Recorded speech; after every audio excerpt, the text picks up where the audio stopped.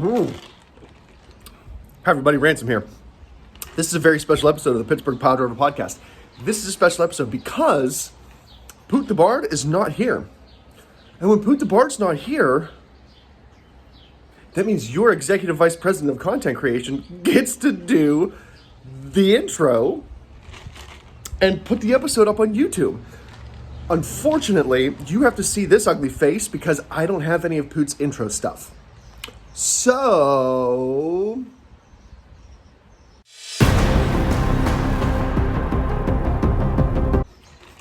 just kidding. It's not a Ransom video. We're not going to listen to that music. I don't, however, have the Pittsburgh Piledriver Podcast music, so we're gonna improv. Ready?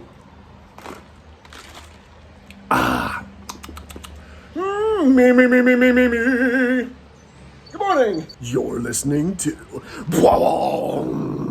the Pittsburgh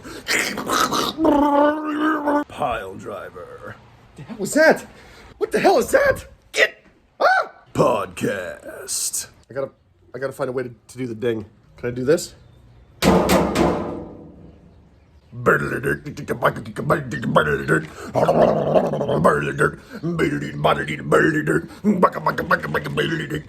twofer. All right, everybody, shut up. I'll do a thing here real quick. Hey, you get the intro, and I'll get burrito time. All right, it's gonna be quick. It's gonna be quick. Yeah. Okay. Oh boy, it's Thirsty Thursday, and you know what that means. The boys of the Pittsburgh Piledriver Podcast are flapping their jaws and talking about wrestling because, let's face it, that's what we do. And that's why you tune into this show, to hear us just rant and rave about wrestling. So let's rant and rave about some wrestling. I'm your host, Ransom the Madman, along with my co-host and cohorts in crime, Tiger the Champ, Bomb Tom, and Beef the Legend. We also have a special guest. It's not Poot the Bard. He won't be joining us later. He won't be joining us at all. Poot the Bard is off gallivanting, doing bard things. Visiting some VFWs, probably hanging out with Ric Flair somewhere, because let's face it, old men hang out in VFWs and drink beer. And when I think of old men hanging out in VFWs drinking beer, I think of Poot and Ric Flair. So good on you, Poot. Way to make those connections. Our special guest tonight is a man who has stumped the chumps and earned his spot on this show. He doesn't get his own special intro that he does. That's my job. This is my time. It is Pat, the Midcard Maniac, the bastard Pat. I don't know what name he goes by these days. He's got so many monikers. It is, yes, a four-man show, but we are down a Poot. Fear not. He'll be back next week. Let's jump right in to the action and talk some wrestling. What do you think there, schmucks? Before that, let me just say this, and I can't wait for Poot to hear this. So, just out of curiosity, I Googled the drive that he was doing. Yeah. Should be about 11 hours. Maybe pushed to 12. Now, he said he was going to be off at 2 a.m., and we know that he was not off at 2 a.m. Right. He got a late start. Guess, yes. He never officially said what time. Best guess is probably between 5 and 6. Okay. As of 8 p.m. Eastern Standard Time, he told us that he was not yet at his destination. He was in Georgia, though. Even still. Yeah, I know. That is a big state. That tells me that he's on, about hour, maybe 13, 14, depending on what time he actually left today? Can we get this man a flight ticket? Jesus Christ. Listen, I'm not going to lie. I made the drive. I've made the drives before, the long ones that were like 10-hour drives from here in Pittsburgh down to Camp Lejeune in North Carolina. And there it is. And get that one out of the way nice and early.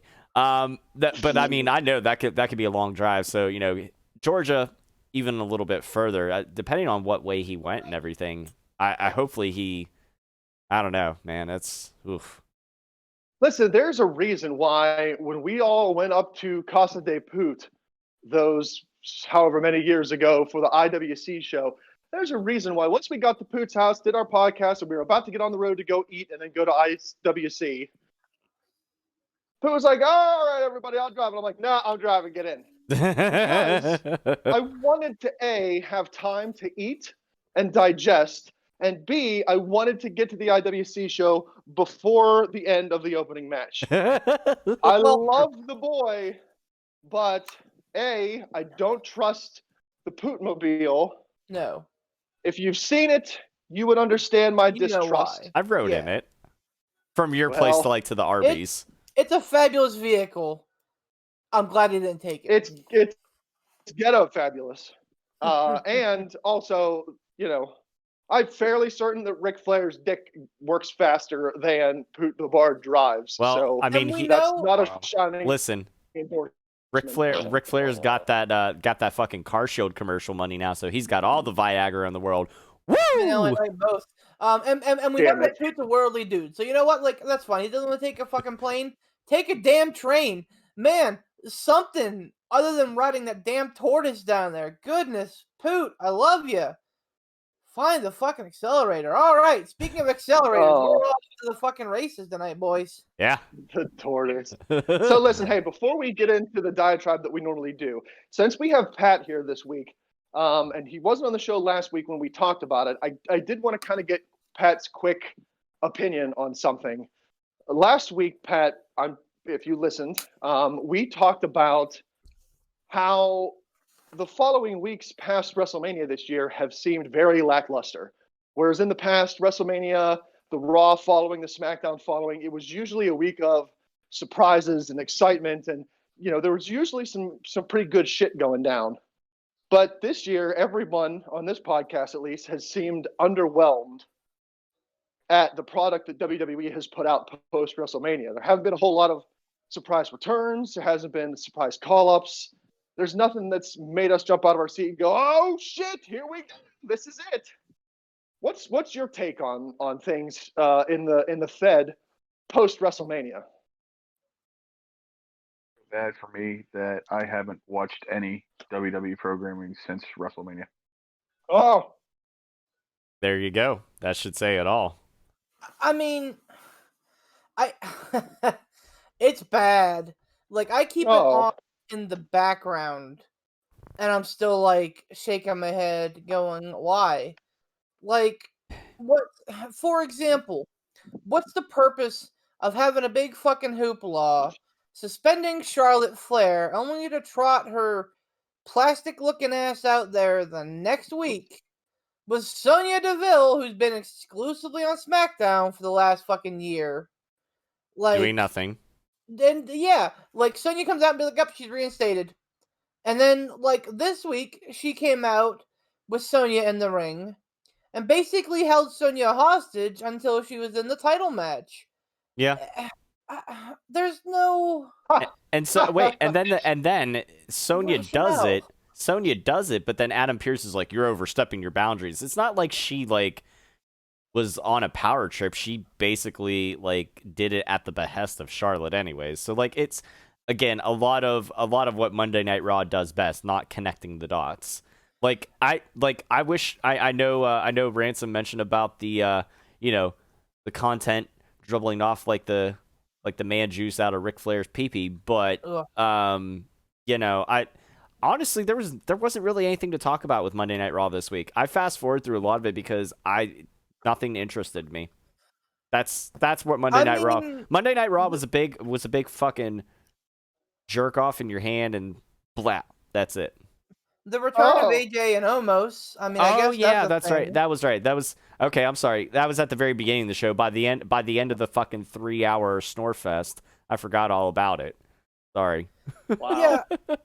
And I mean, like, it's just rehashing after rehashing. Like, hey, here's Drew McIntyre and Braun Strowman, at odds again for what feels like the 87th month in a row. Bobby Lashley's fighting Braun Strowman, two big beefy guys. Drew McIntyre, what's he gonna do? There's no. Shelton Benjamin and Cedric Alexander are now split. God. Yeah, man, what a fucking great career track for those two. Yeah. Man. Like the week before WrestleMania, you blow up the most successful stable in a while. Yeah. a long while in main roster. And then, predictably within a month, they're broken up. And now, Shelton's probably going to be released again within the next, month or so. Probably. This is the way. Yep. Good Lord. Yeah. I don't know. I still won't understand why they broke up the Hurt Business. Like you said, Beef, this is the most successful stable that the main roster, Raw SmackDown, had Whoa. for a long fucking time. hell. Sorry. Oh, okay. I was sorry. I told you I have like I mentioned I was probably gonna have Blood and Guts on in the background because that was literally the last match I had to watch from AEW this week. And they come back from a commercial break. Half the ring's torn up. One of the top the top rope's torn off. Fucking everybody's bloodied. It's just destruction. It's blood and guts. It's fucking mass chaos. And we'll get to that. Oh, we will. We will. So I just like. Here's the thing with the Hurt Business, man. Like, say what you will about the political climate of America. Like, that particular stable, because it was made up of African Americans, struck a chord with a lot of people. Because I can't think of a dominant, other than the Nation of Domination. Yep. Of a dominant, like, and like they didn't make that kind of like their business. They were like all African American, but it wasn't like by and then by the end they were bringing in like Owen Hart.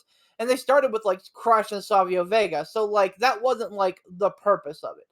The Hurt Business kind of felt like that kind of a stable. Like we wondered if that was where Keith Lee was going to end up. They never openly said that though, right? They didn't. Like they never really alluded to the fact that like, hey, we're gentlemen of a particular color and we're going to band together and we're going to run roughshod. I don't even remember them like inferring anything like that. Well, no. Or did they? They would imply. What I am doing is inferring, I would say. I don't think it was anything outwardly or even inwardly that was selective like that. I think honestly, if they had another good stablemate in mind that wasn't, black, then I think that as long as it was a good fit. But being that, and again, the political climate, obviously things are very politically charged right now, as they have been for the last 2 years. A lot of people kind of latched onto that and was like, hey, this is pretty fucking cool. And so, of course, yeah, because a week before you blow it up. Because really, the only other stable that was all African Americans, but was nowhere near the same dynamic and the same attitude, was the New Day, and we've seen how successful they've been. But again, that's two different dynamics there between. I never really pictured them as a stable. I always pictured they were more of a freebird contingent. Well, that's I consider it, when you have a 3-man group that's consistently together. Whether they freebird rule or not, I figure once you have 3 or more, that's technically a stable. If you want to get by like. If you want to get technical with it, I don't know, man. I think 4. I think the number is 4. Well, I mean, I prefer 4, but technically you can have a 3-man stable. You know what I mean? Yeah, I always considered like Triple H, Shawn Michaels, and Chyna. I considered D-Generation X to be a stable and not a tag team. That's true. Yeah. Fair enough. They did tag together. Well, all right. So hold on. So I can see the differences that we're making here between the New Day and then other like 3-man stables. For example, D-Generation X, Shawn Michaels was the WWF champion. Triple H was the European champion at one point. No champion at one point. They were together, but they had their own separate matches. Whereas the New Day, most of the time, they did have some singles here and there, but yes, most of the time they were tagging. Whether it was, Kofi and Big E or Big E and Xavier Woods, whatever the case may be, they did operate more as a 3-man tag team. So I think I see Beef's point there, where I feel like they are more of a tag team than a stable, because it seemed like their speciality was tag team wrestling. Yeah, no, I get that. I agree with that. Just, but I'm just saying, just by the definition of a stable, once you hit 3, that's what I would consider it to be. But I do agree to Beef's point that, and your point that it feels more like an extended tag team than it does an actual stable. Once you hit 4, I think 4 is a good number for any stable. Like if you're gonna have a successful one, because look at the Hurt Business. They started out with 3, and then they brought in, Cedric McAfee there. So Cedric McAfee. Yeah, Cedric McAfee. So Pat, it's been a hot minute since we've had you on, and God knows we drone about this all the time. What are your thoughts? And I imagine they're probably going to be along the same lines of ours because you're a rational person. But what are you thinking as like Joe Average fan about them blowing up the Hurt Business like a week before WrestleMania and how it's been handled since? It just speaks to the entire volume of WWE. Whereas, as far as having a good thing or a possible good thing going, it'll start to pick up momentum, and then it just all of a sudden falls flat on its feet and it's gone.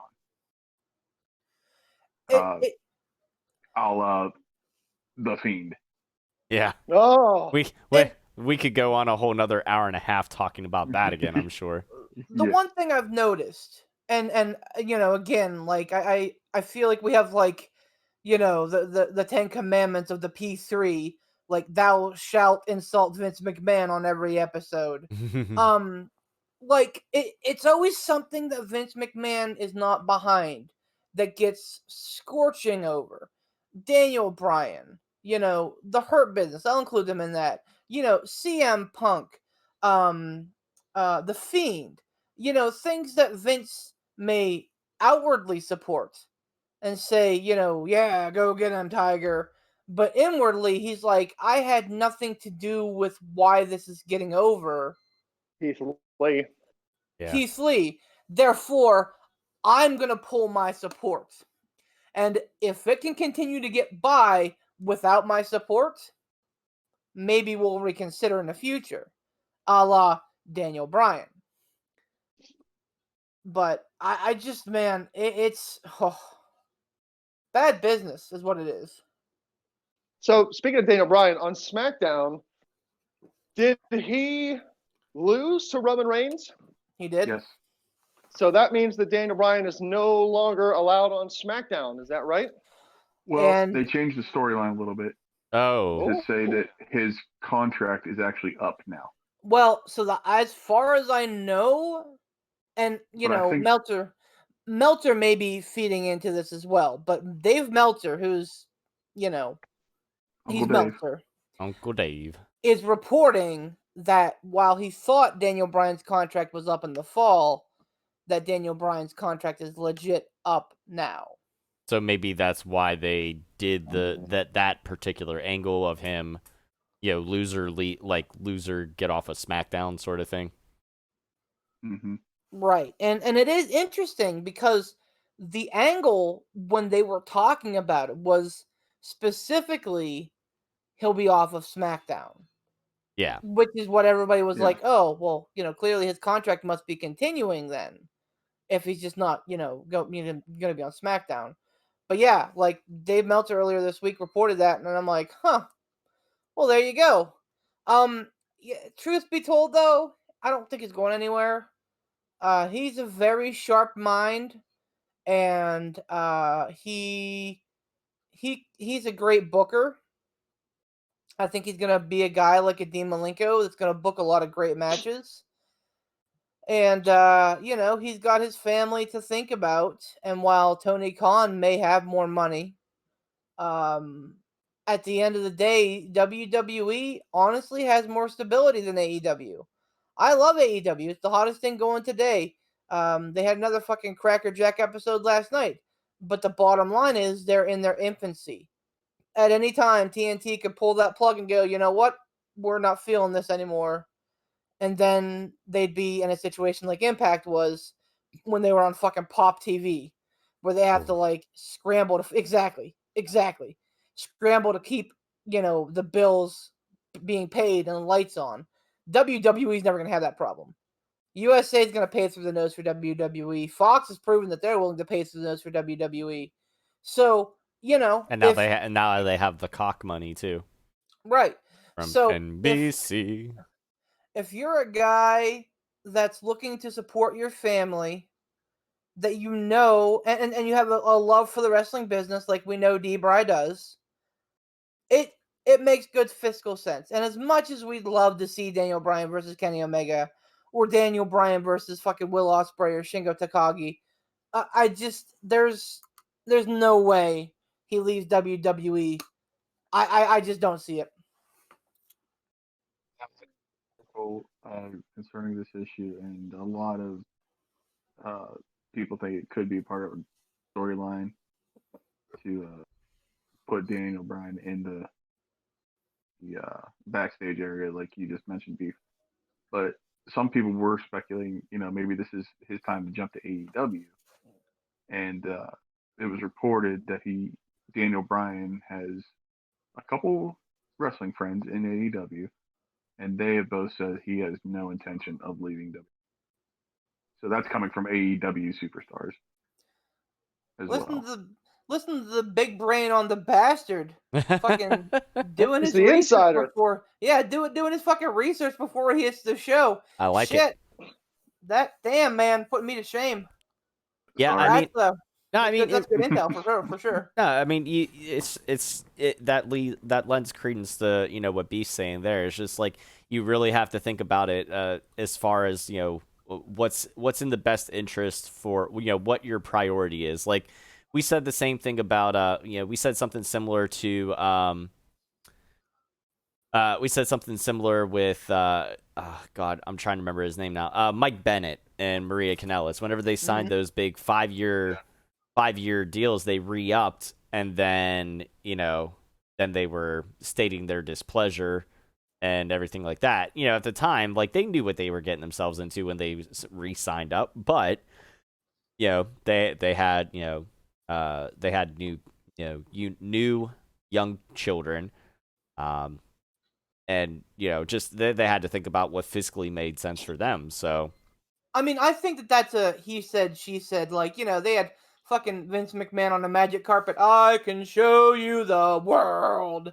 Like, and he just fucking pulled the carpet out from under them. As soon as he got their names and ink on the contracts, he's like, I'm just kidding. Yep. You're just going to get jobbed. I'm going to make you, Mike, look like a fucking fool on TV by having your wife slap you while she's pregnant and tell you that you're not the father. Ha ha, I got you. Ha ha ha. Yeah. Hey, at least they didn't have her make out with Lashley, like how they had that whole fucking cuckold angle with Lana. I mean, like, fuck. I just, like, So, Mhm.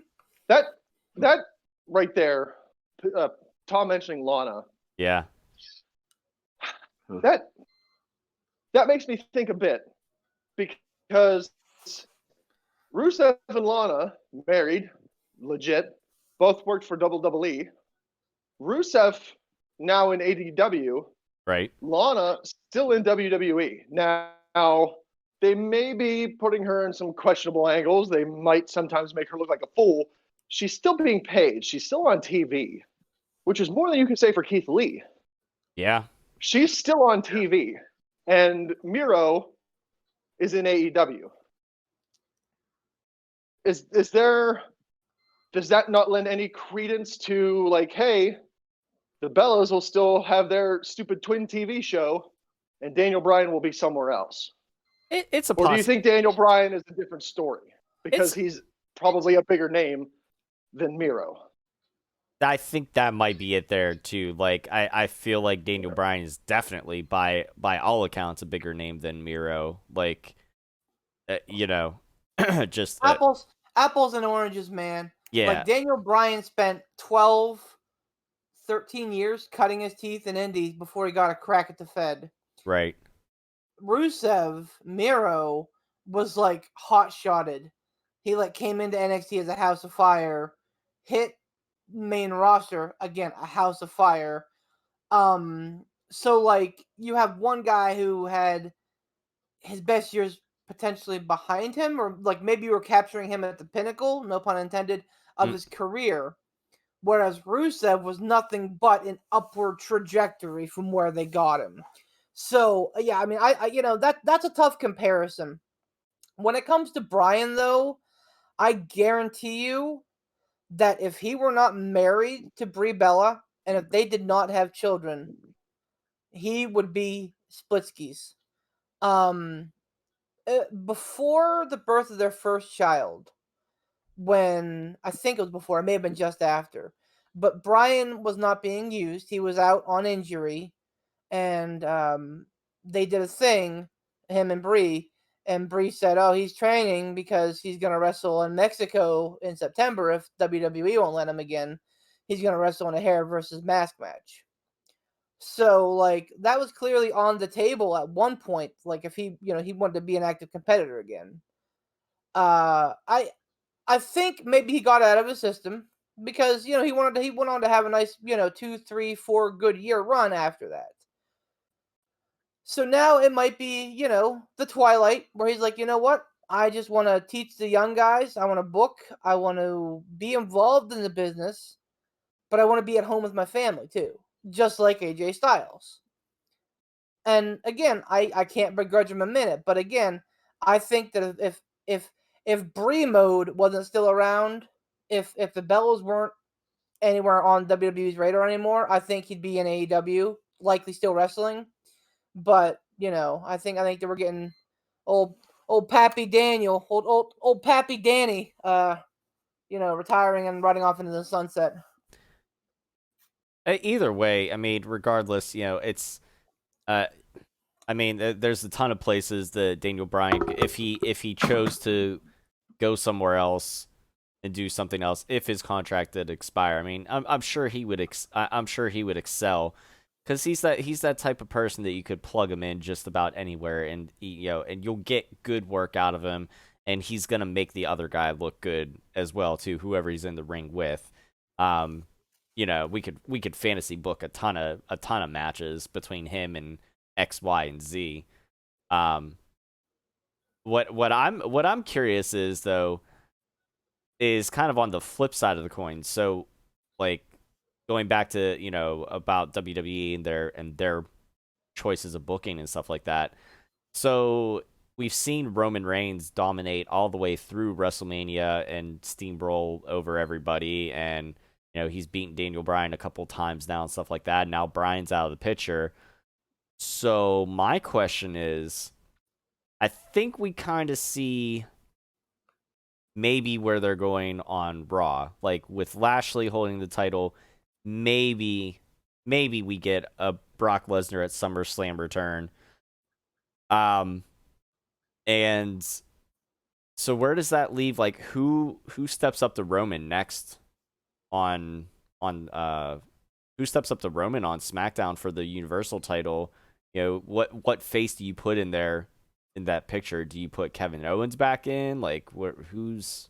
Well, I think Cesaro has already won the right, although he's kind of embroiled in a feud with Rollins. I don't know, man. Yeah, like, I was gonna say that was my only hang up with Cesaro's, because of the fact that he's kind of in the middle of shit with Rollins right now.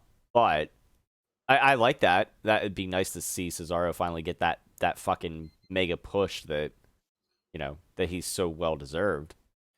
Well, and again, if you believe dirt sheets, and they are what they are, I think there was rumblings of Mia Yim being moved to SmackDown. And if that's the case, it would be a great place to bring Keith Lee. And I think that him running up to Roman Reigns would be a great volley of matches, if we're being real. That would be good. And there is a tie-in before, whenever, I think, wasn't it in the Rumble, whenever Keith Survivor Lee Series. Or was it Survivor Series? Thank you. That's Yep. what it was. I was thinking, I was like, I know whenever it came down, it was him and Roman, Mm-hmm. towards the end or whatever. So, So yeah, that would be a good series of matches for the viewing audience, no doubt. I'm in a complete agreement with you on that. My hang-up, though, is they've done nothing with Keith Lee for so long. I have a hard time buying into the idea that we got nothing for you, he's nowhere, he's nothing. Suddenly, he's back, and pow, title picture, Keith Lee, here we go. I can't really say that doesn't make sense for Vince McMahon, because I don't know what makes sense for Vince McMahon. Exactly. The man's unpredictable, so he very well could do that. It would seem so strange for Keith Lee to be gone for so long, to have nothing for so long. Suddenly, wham! He's in a title picture with Roman Reigns. Like, what? That came out of nowhere. That's Randy Orton's gimmick. That's not Keith Lee's gimmick. What's happening? The most 3 dangerous letters in all of sports entertainment booking. Ugh. VKM. So they did that with Keith Lee, though, on Raw. To be fair, they had him go over on Randy Orton and then be disappeared for a little bit, and then had them in a couple of matches with Drew McIntyre. So, like, it feels like the want is there, the desire is there. I feel like they constantly get cold feet with him. Maniac, who do you think fits best for Roman's next challenger on SmackDown? Probably heading into even like the SummerSlam feuds. Did some fantasy booking while you guys were talking about this. So have Cesaro and Rollins finish up their little feud at Backlash. As far as who goes for Roman, I really don't have an idea for who could be the number one contender for Roman right now. But as Roman keeps doing his thing of just destroying. Correct me if I'm not. Money in the Bank falls somewhere in between now and SummerSlam, correct? Traditionally, yeah. Okay. If it does, you keep building, and we know this is not going to happen because WWE doesn't know how to book anything.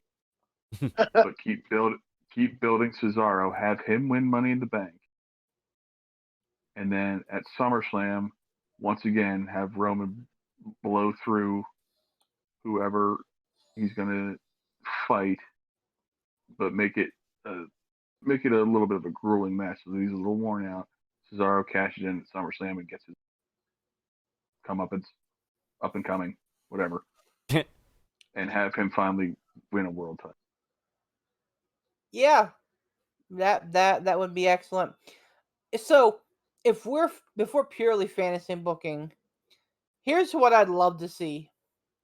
I'd love to see Roman probably run through Cesaro, maybe Kevin Owens again, maybe Keith Lee, and then like in the SummerSlam push, be like, hey, who's beating me? I'm the best champion in this company. And then fucking cue Karrion Kross on his path of destruction. After beating everybody else in NXT, walk out with that NXT title and be like, I'm done with it. I'm undefeated. I'm coming for you, big dog. You want to talk about how to make a monster dude? That's how you do it. The only hang up I have with that is I don't want to see Karrion Kross anywhere near SmackDown or the main roster at all. Like, I want to see him dominate in NXT for a while. Like, I agree. You know what I mean? Like, again, just because Karrion Kross is one of those people who he doesn't have. Okay, I'm gonna say this, but bear with me.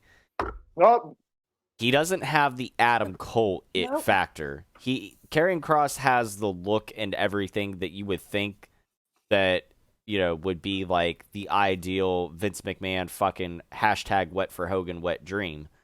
But Keith Lee, we thought would have also had that too, because Keith Lee's a big dude. No.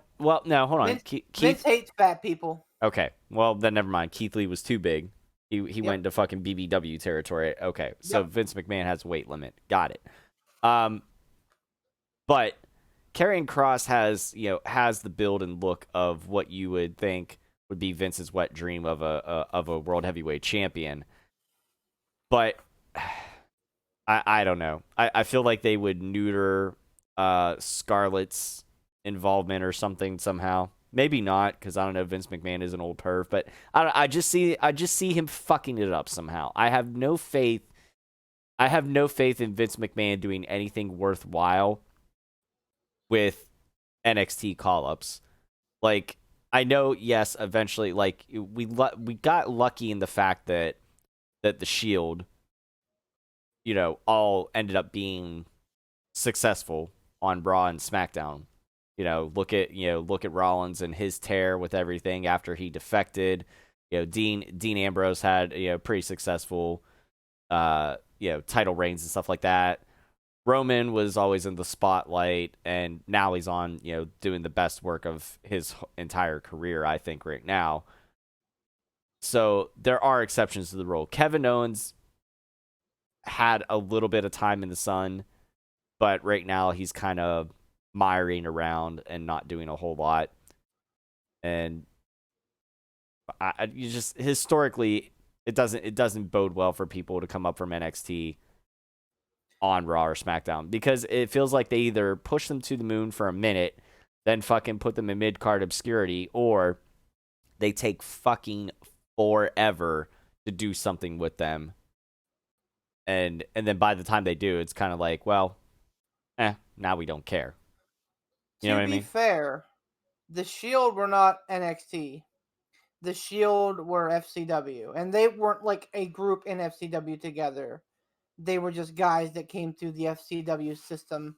I'll give you that. I'll give you that. So yeah, I mean, you're not wrong. I am gun shy as well, but man, like, Vince loves the big muscle dudes. Look at fucking Batista. Vince loves them. Triple H loves them. Cena loves them.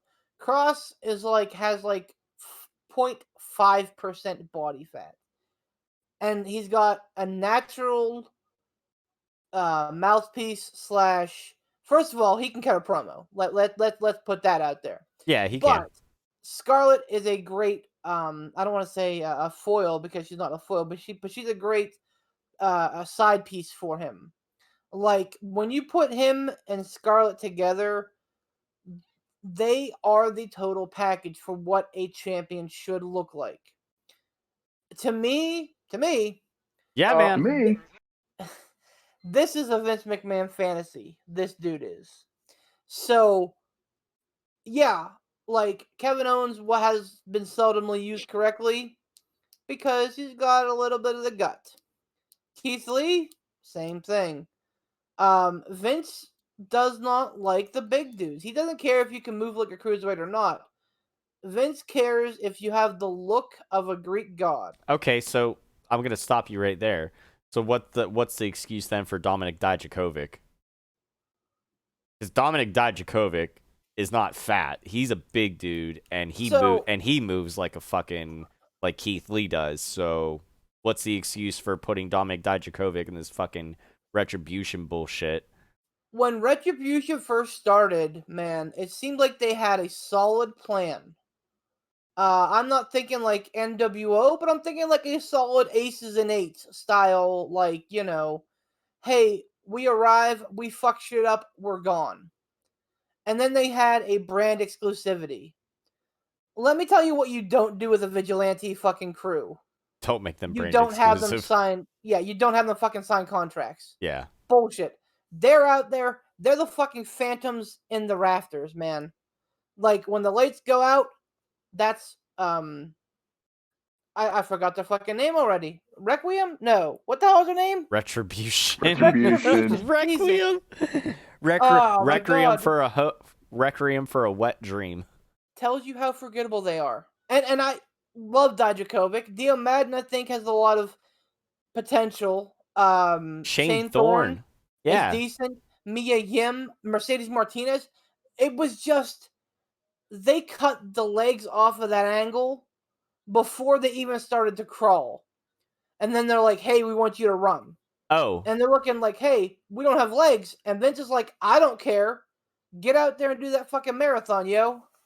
So I have two things actually. This kind of ties in, kind of segues into some NXT talk. Anyways, so I saw on Instagram that I Tamina or something.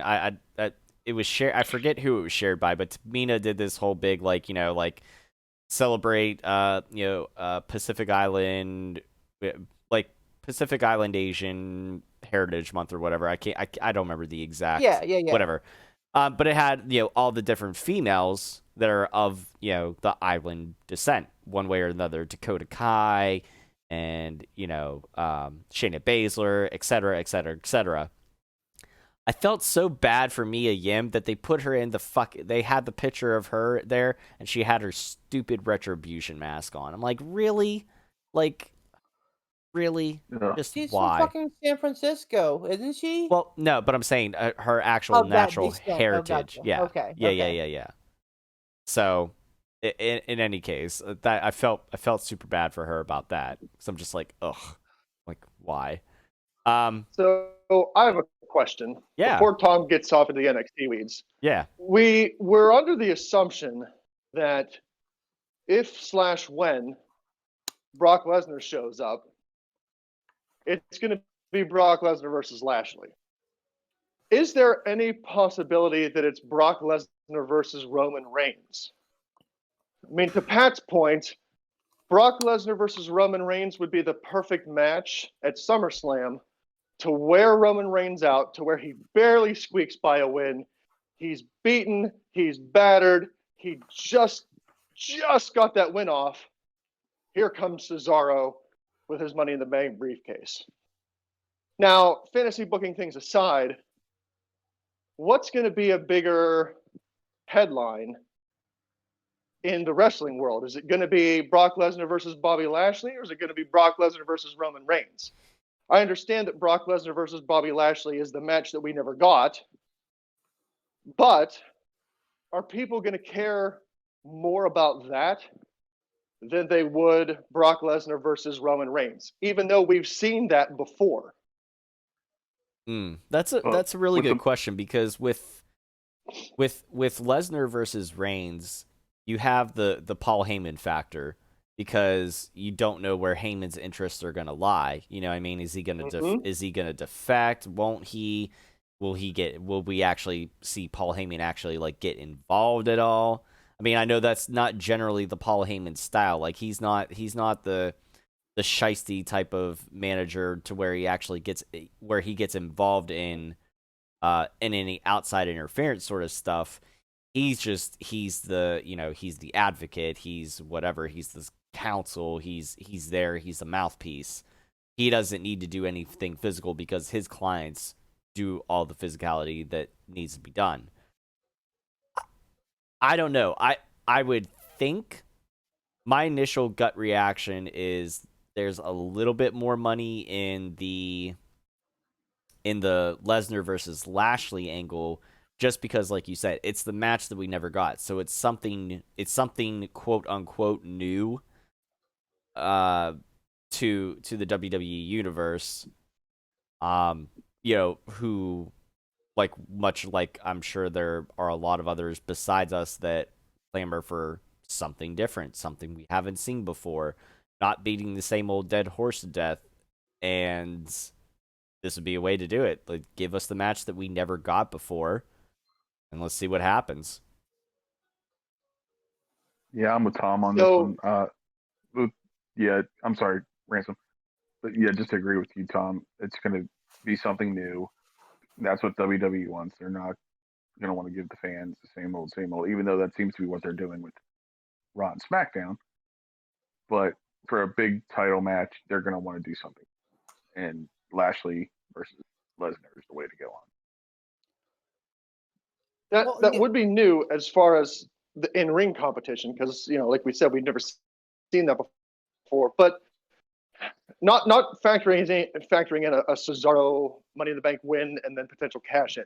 Let's take that completely out of the equation. Let's factor in the whole, like Tom said, Paul Heyman being involved in that. That you could stretch that storyline out for a couple weeks to a month. Like, where does Paul Heyman lie? He was the guy that brought Brock Lesnar in. He was Brock Lesnar was his guy. He's with Roman Reigns now. That's some interesting storylining right there. At least in my mind, it is. So I don't know what the bigger attraction would be. The storyline between, like, what does Paul Heyman do? The magic that Paul Heyman could put on with just his facial expressions alone. If Brock Lesnar shows up while him and Roman Reigns are in the ring together, would be enough to make me tune into a weekly episode of SmackDown religiously. Just to see his expressions and what he would do. The shock look on his face. I mean, I think you could write a storyline based strictly upon Paul Heyman's facial expressions. You're not wrong. I don't know what's more interesting to me, though. Right. Is like what incorporating Paul Heyman into a Brock Lesnar versus Roman Reigns match. Is that more interesting, or is it more interesting between the actual physical? Because let's face it, no shade to anybody, but the actual storyline built up between Brock Lesnar and Bobby Lashley, it's not going to be a blockbuster hit. I mean, you've got MVP on the one side, but if Brock Lesnar's by himself, you're not going to have a Hollywood style script being written for these two. Right. It's all going to boil down to the physicality of the match.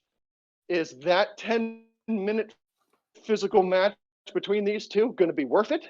I'm not saying one way or another is going to be better. I don't know. Right. And first and foremost, they've done the Paul Heyman new guy versus the Paul Heyman old guy. Spoiler alert: the Paul Heyman old guy always wins. Talking about whenever we had Punk versus Lesnar. Punk Lesnar, right? Yep. So, like, Paul's allegiances are always going to be with Lesnar. Roman and Brock have been done to death, man. Like, I know, me personally, I really enjoyed the WrestleMania 31 match where Seth Rollins walked out with the title. I thought that was an awesome story that they told in the ring, and that may have been the match of the night. But then following it, like the preceding, will they or won't they, volley of matches between those two, where they kept looking for an excuse to give Roman the title, and they eventually had him win that match over in Saudi Arabia, the cage match where he like fell out of the cage and won by default or whatever. Like, I'm over Lesnar and Roman. Heyman is awesome because he knows his role. He knows the role of a good manager. The role of a good manager is not to take the limelight. Some guys have succeeded in it. Bobby Heenan is the guy that comes to mind as the guy who was the superstar. Who gave a shit who he was really managing? If it wasn't Andre the Giant, Bobby Heenan was the attraction. But in most cases, managers are best seen and not heard, or heard only when necessary. Heyman knows that, and he knows that the spotlight's not about him. But when he is in the aura of the spotlight, he knows just how to handle it to make his part in the match seem that much greater. His facial expressions, what he does, what he says, and when he says it are all carefully thought out and manipulated. The dude understands wrestling better than most people understand the English language. So I don't think having him as like a centerpiece, and I get that's not gonna be like the centerpiece, but like having that be a catalyst for a feud, I don't think that he'd be down with.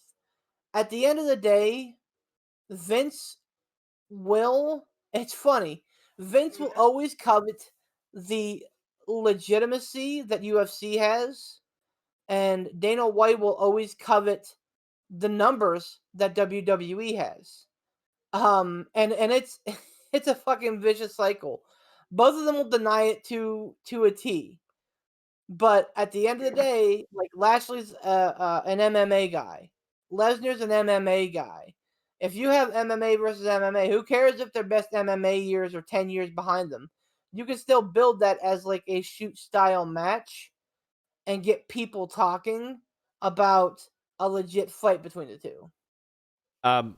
There's another point we didn't even think of, and I agree with you, Beef, that Heyman's the type of guy that wouldn't center some sort of storyline buildup around him, but because I mean, like with the exception, they kind of did whenever they.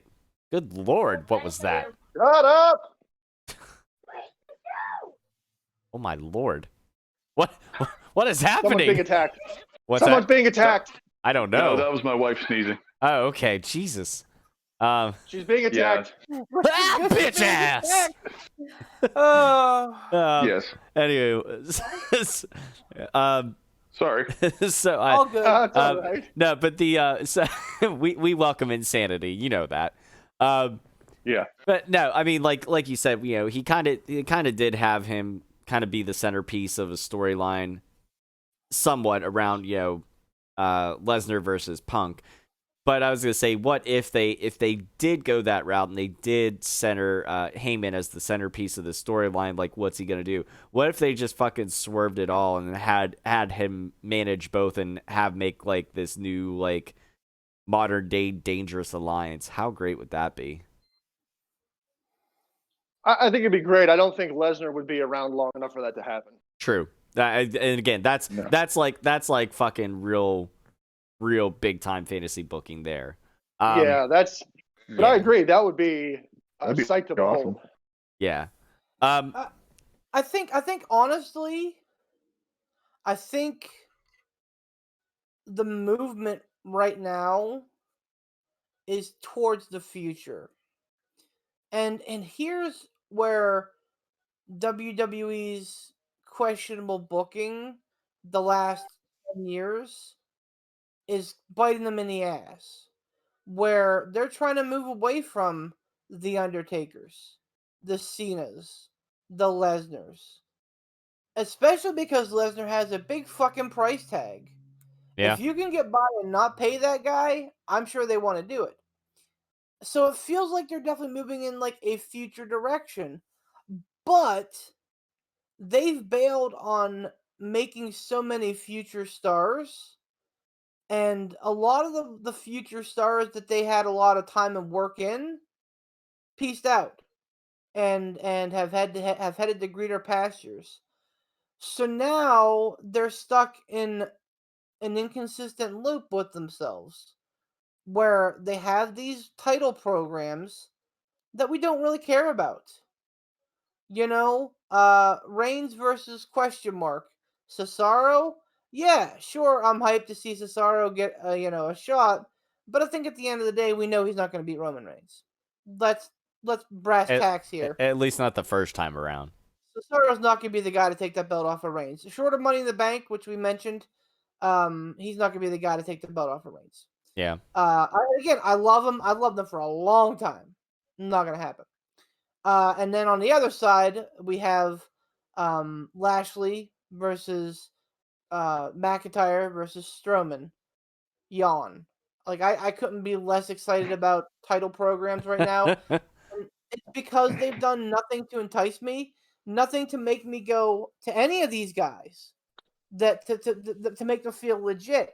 They've I've it's been well documented that my opinion on Roman Reigns is that they've gotten cold feet with him one too many times. Mm-hmm. That I'm like, okay, but when's the other shoe gonna drop with him?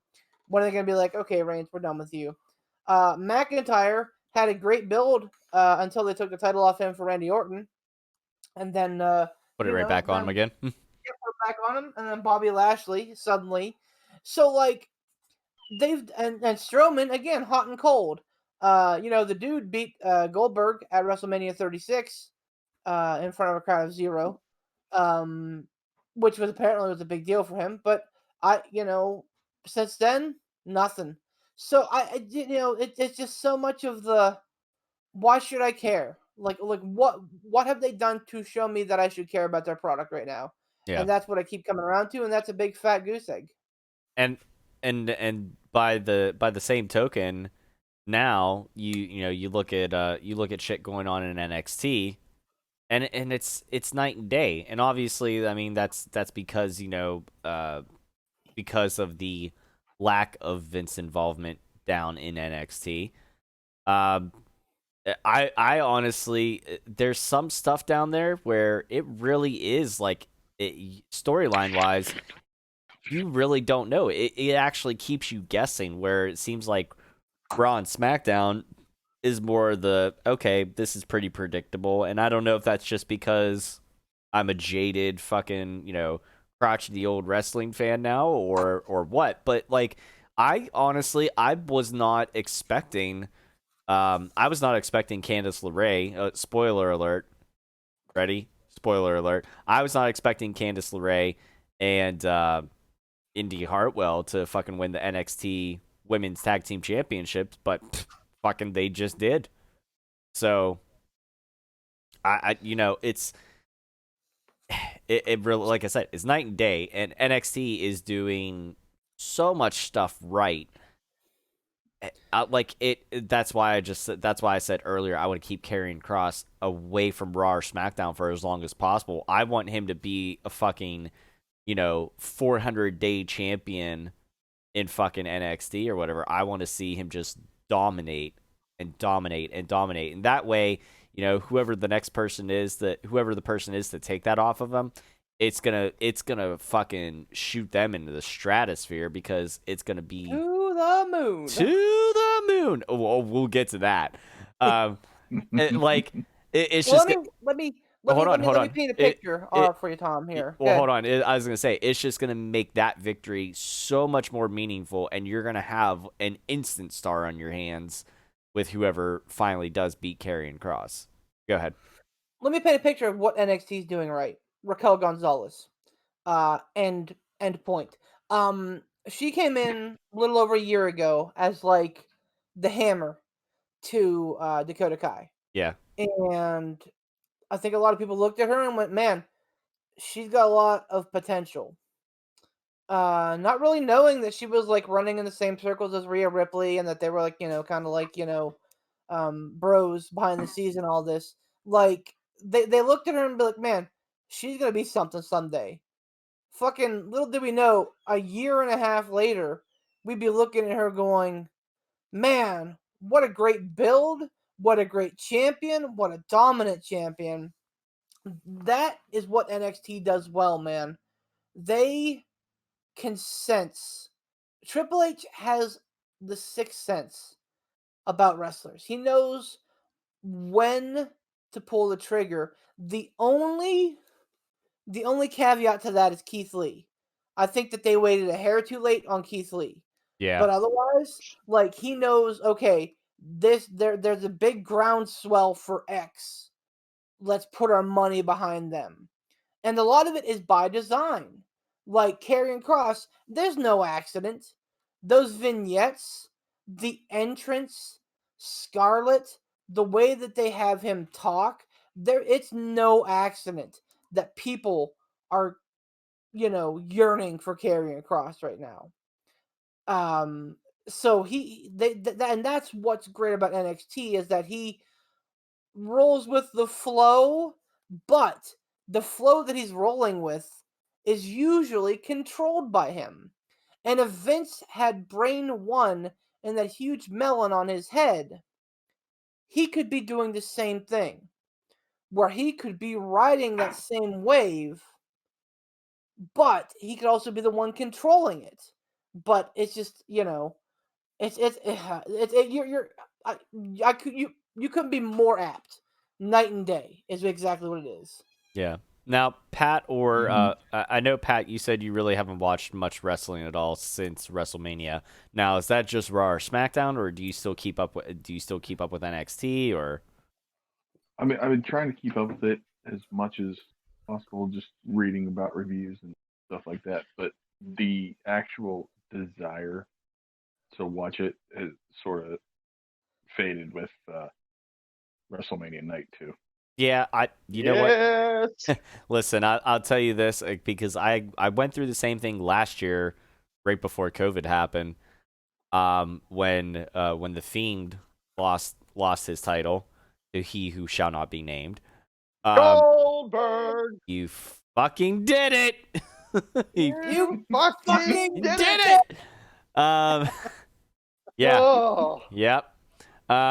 Yeah, when that happened, I said, I was like, I wouldn't watch again at least until, WrestleMania. I needed a break. And then COVID happened, and then, we had a crowdless WrestleMania, so I was just kind of like, I don't even remember when I kind of tuned back in, but I was just not interested.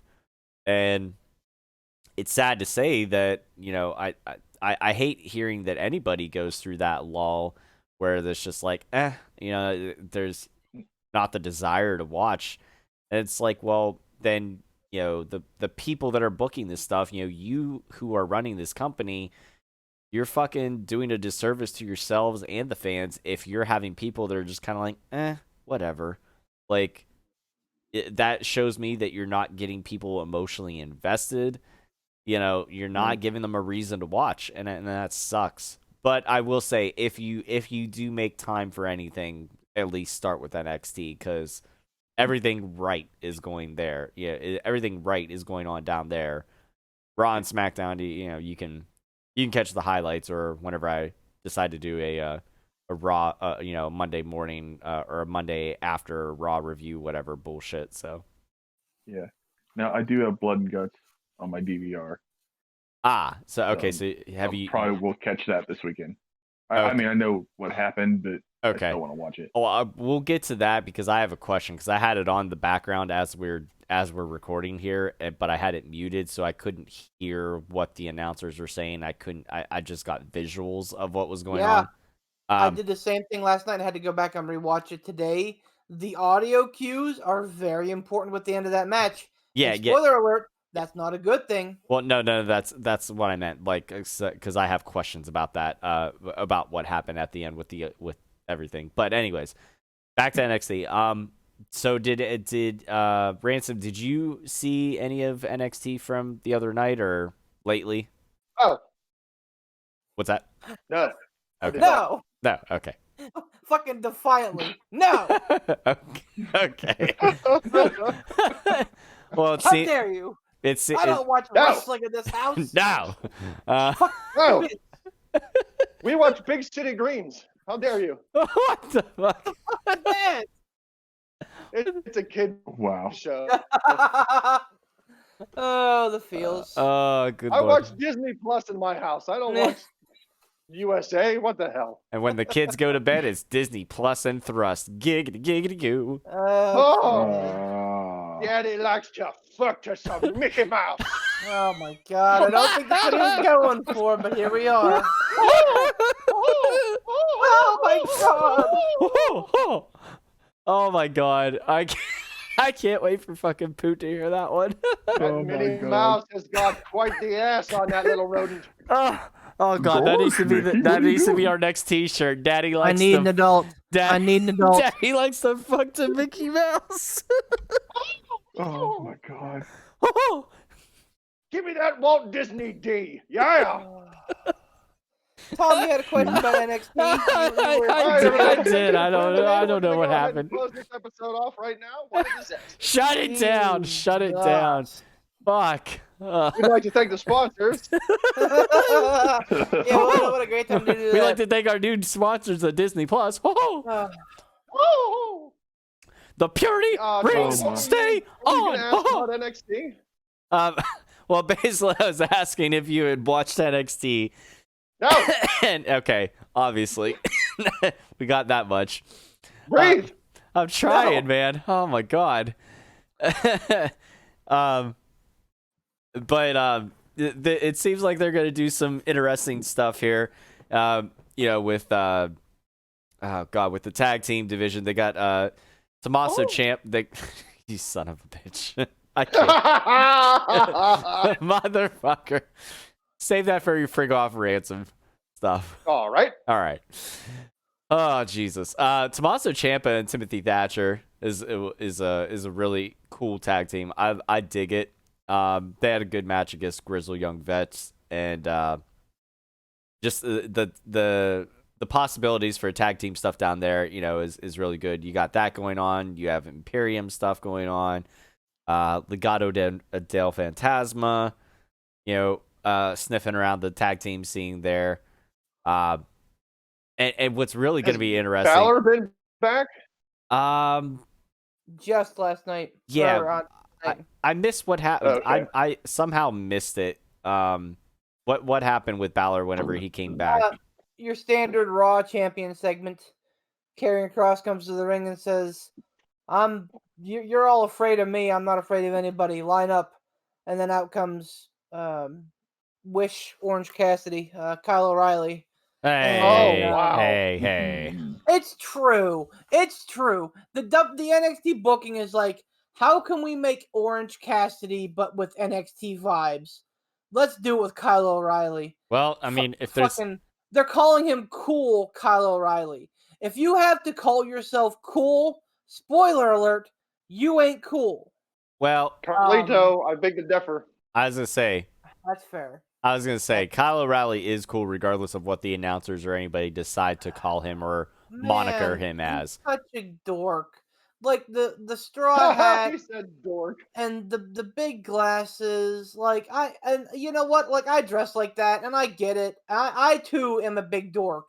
I don't belong in a wrestling ring. I appreciate the old school shirts. I think he had a He had an Easy E shirt on, on Tuesday. So props to that. But it feels real forced. Or not forced enough, one of the two. I don't know. Anyway, he swaggers out. And then Pete Dunne comes out and goes, "Hey, mate, I won the challenge." And then Balor comes out and been there, done that, Karrion Kross, been there. And then he delivers a forearm. And, so now who knows what's going to happen with the NXT title?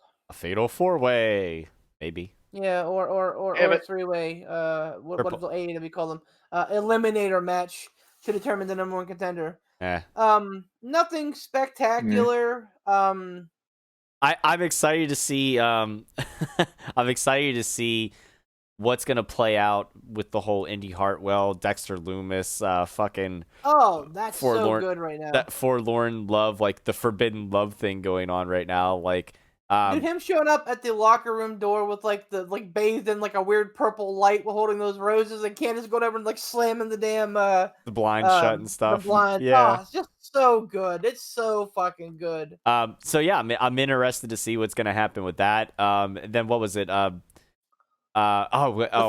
best thing. Okay, so we all know how they've kind of made Austin Theory kind of a dumb bro-y guy. Yeah. So, Ransom, to paint the picture here.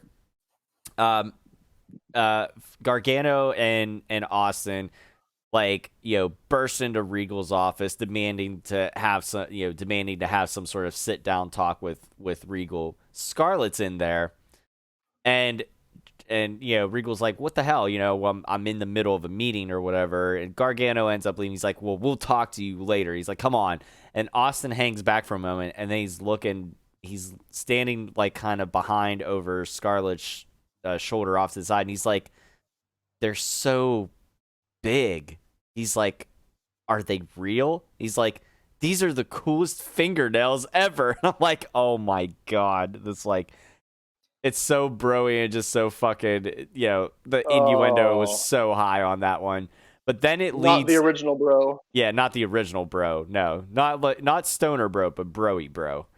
But then I guess because of the interruption and everything like that, and because Scarlett was there, so now next week we're gonna have Austin Theory just get murdered by Karrion Kross. Good. I'm super excited for the 2 out of 3 Falls Cruiserweight title match next week. That's gonna be good. Yeah. That's gonna be fucking hot as hell because they tore it down at TakeOver. I mean, next week in wrestling is gonna be a great fucking show in NXT, and then on AEW they have Moxley defending the IWGP which is the New Japan Pro Wrestling United States title, against God, I forget his name. Nagata? But yeah, Yuji Nagata, fucking legendary guy. They have the tag titles on the line with the Bucks and SCU. If They have a SCU, number one. oh, I was gonna say the caveat: if SCU loses, then they won't ever tag team again. Which I think Right. this is. I don't see the Bucks losing, and I hate to say it, but I think that's the last you see of SCU because Christopher Daniels even said it on whatever he was talking on AEW Unrestricted, which if nobody's listened to that podcast, once you're done listening to ours and you need a fix for more wrestling content, go check that one out. It's good. Aubrey Edwards and Tony Schiavone put on a good interview segment with a bunch of different wrestlers and stuff like that. But he's even said he doesn't mind. He realizes he's gotten older and stuff like that, and he doesn't mind being behind the scenes. He's still involved in stuff like that. So, I don't think he's not he's not under the grand illusion that that he's got more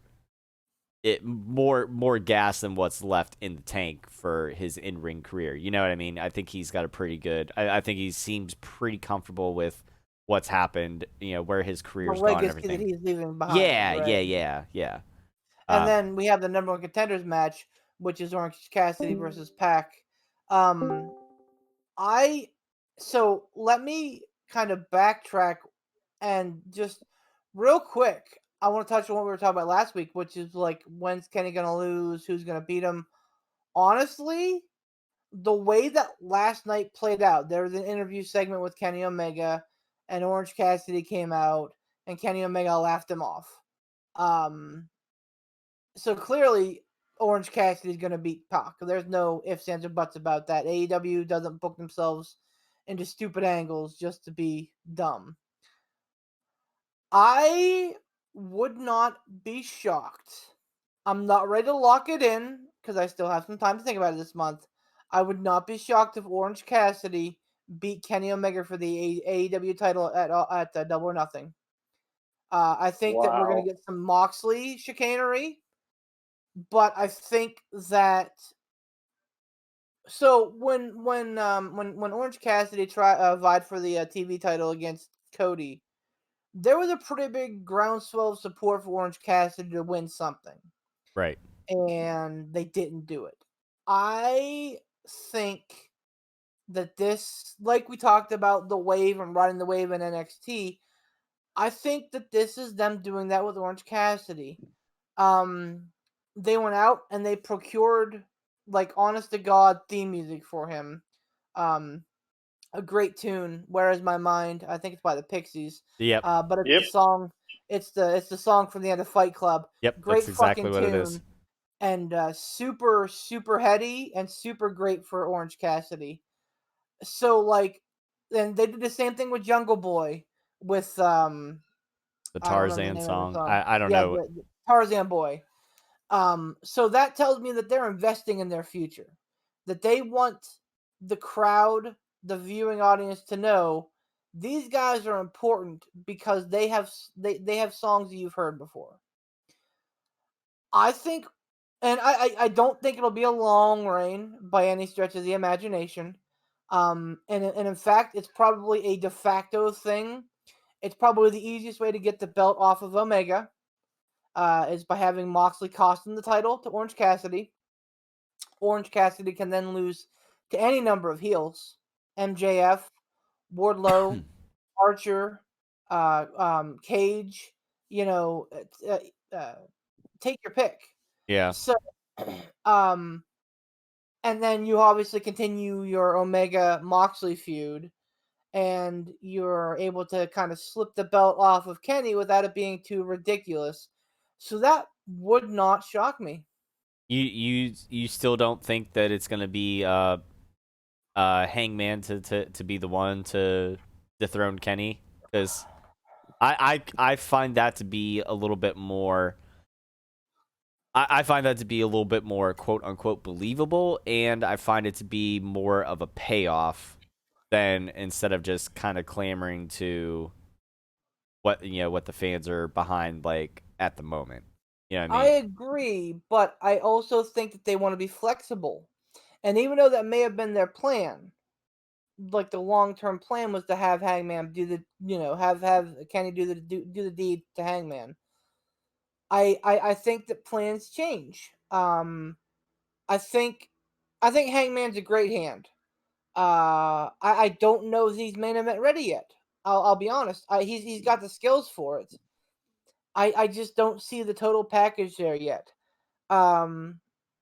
Orange Cassidy though, and again, I'm not saying that he's got to have this big long world buster reign, but I think that if they have a big audience for Double or Nothing, which I think that they will, I believe that they're probably going to pull the trigger because it would be a huge pop. I don't think a lot of people would expect it. And like I said, it allows you to transition that belt away from Kenny Omega in kind of a goofy way, yeah. But again, if Moxley costs him the title somehow, you can continue the threads of what they're doing with him and Mox, but do it without the title. Because I honestly don't think the AEW title needs to be involved in that feud. That's how good that fucking feud is. What do you think there, Ransom or Pat, whoever wants to jump in? Go ahead, Pat. Oh, all right. No, I agree. I think the feud between Moxley and Omega is strong enough that you don't need a title in there. As far as Orange Cassidy goes, I from what I've seen with AEW, and I know I've said this before, they're very, very formulaic in how they present uh, their show, their matches, and whatnot. And the formulaic thing to do would be to go with Hangman Page. Okay. What are you thinking there, Ransom? Because you usually have a very good. I don't know. I'm not sure what the words I'm looking for, but you usually He's got a knack for picking AEW. Normally at AEW events, he comes off pretty well. There is that too. Well, strap in for disappointment. I was gonna say you usually have a very interesting perspective that makes me, kind of reconsider what I'm thinking, but gives me like an option C. My take on it is strap in for disappointment. Not from AEW, but from me. Because I tend to side with Beef a lot, especially over the AEW stuff, because, Beef usually, with picking wrestling, I've used this analogy before, but when we do wrestling picks, we're hammers. Sometimes we swing a hammer and hit the nail. Sometimes we swing the hammer and we hit a baby. Whoa! Oh no, that's you hit something else. Never mind. I think it would be interesting to see Orange Cassidy take the title. That would definitely pique my interest. It would definitely be something that I wouldn't expect to happen and would probably get me out of my chair. Be like, oh, holy shit, this guy beat Kenny Omega. But where I start to doubt that is when I look at the lineage of the AEW title, albeit very small because it's so new. You have Jericho, Moxley, Omega. When I look towards that lineage and I say, okay, we're gonna throw the belt on the fourth person. This guy's gonna be the fourth person ever to hold this title. Is it gonna be Orange Cassidy? Or is it gonna be Hangman Page? Within that line, I see Hangman Page. So that's not to say I wouldn't be disappointed either way. I wouldn't be disappointed if Kenny Omega hung on to the title. But I don't know that Orange Cassidy fits logically in that progression of caliber of athletes, caliber of wrestlers, to go from Jericho to Moxley to Omega to Orange Cassidy. If I may, real quick. Oh, yeah. I'm just going to read the Wikipedia for the WWF title. Buddy Rogers, bona fide legend. Bruno Sammartino, Ivan Koloff, Pedro Morales, Bruno Sammartino, Billy Graham, Bob Backlund, all huge names that, if you say them, they echo through the halls of history. Oh, and you know who's right in the middle of those? Stan Stasiak. That's right, Meat's father. So, I hear what you're saying, but my point here is that I think they have Adam Page away from the title right now. They have him pretty well distanced. He's with the Dark Order. He is kind of in a feud with Team Taz. Obviously coming off the feud with Big Money Matt. I think that, again, they understand that you can have these long-term plans, because Pat's 100% right. And that's what we talk about with AEW too, is that they're formulaic. A plus B equals C. And just because you know that A plus B equals C, it doesn't mean it's a bad thing. And that's where Vince and Co. go wrong, where they'll go, oh, everybody's expecting C, so we're going to give them L. Like, sometimes it's okay to have A plus B equals C if it makes sense. Right. So yes, 100%, Hangman and Adam Page makes the most sense to be the guy to dethrone Kenny Omega. But I can't explain it. I got a vibe last night. Just the way, just how absolutely overconfident Kenny Omega was. And knowing how, indentured in this blood feud him and Moxley are. I just feel that at Double or Nothing, if the guy that's getting a shot is not Jon Moxley, then he's going to make himself known. And he's going to try to hurt Kenny however he can. In this case, it's taking the thing that means the most to him, which is the AEW title. Which I think starts the unraveling of the belt collector. Plus, as we talked about, with other promotions on board, you don't know when they're going to want to pull those belts off of Omega. So you need to make sure that and I said this last week, I'm not going to hit it again real hard, but you need to make sure that your belt's the one that gets the, oh my God, I can't believe Omega lost, or wow, Omega finally lost that belt. You need to make sure that your belt's in the spotlight for that. After that, fuck it. He can lose the Impact title to fucking whoever. He can lose the AAA Mega title to whoever. The AEW title, at least AEW, is the one that matters the most. So, to me, yeah, man. Them pulling the belt off of him at Double or Nothing in a stunner to Orange Cassidy, again, opens that up to getting someone else main event status against Orange Cassidy, and makes it so that they're not beholden to Impact or to AAA's whims. That they can do whatever they want because the belt collector thing is over. I think initially I had stars in my eyes. I wanted to see him get the IWGP title, but that's not going to happen. So to me, this makes sense. It's because, again, no one's expecting Orange Cassidy to beat Omega, and when it happens, it's going to be a huge fucking shock. It's going to get people talking, and it's going to get ratings up, which is always a good thing. And we might also get a heart attack out of Jim Cornette, which would be an even better thing. Oh man! He might die. That might kill him. Listen, I wanted to ask. We're talking about AEW. Yeah. I wanted to ask. I saw beef post on some wrestling Facebook page. It was a picture, and it was a picture of a drawing of a horse or a donkey Horse. and a horse.